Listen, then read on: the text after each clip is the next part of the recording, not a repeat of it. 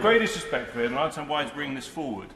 But he must realise that we've just had a week where his own country's newspapers are full of the headline of Scotland becoming the COVID capital of Europe. Who's responsible for that?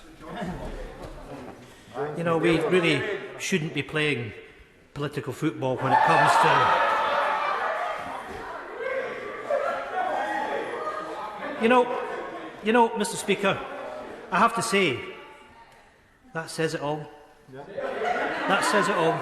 Well, just keep going, because, friends, we're talking about people that are getting serious illness. We're talking about people that are getting long COVID. We're talking about people that are going on ventilators. We're talking about people that are losing their lives.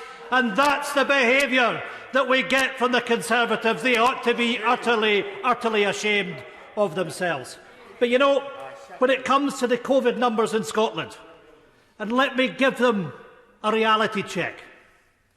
Because the reason that COVID numbers are rising so dramatically right across the United Kingdom, and we've seen the projections this morning of what's going to happen here over the coming weeks, is largely down to what's happened with the Delta variant.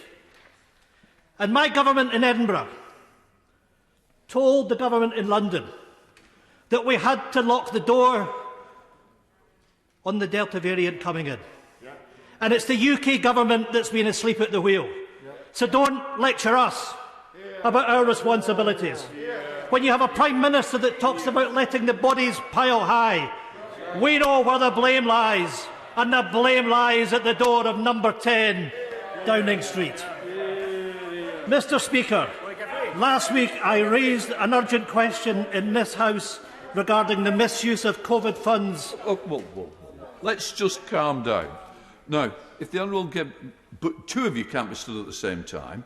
Now, the fact is, if you want the member to give way, he will give way. If you really feel it's so bad, it would have been you would have made a point of order. But the fact is, we need to calm it down. We need to get on with this debate. It's important for all. People are watching it. We need to be able to hear all sides, and I'm struggling at times. With so few numbers in, it's amazing how much noise is being generated. I can see Mr Shelbrooke's back in town. Come on, Ian Blackford.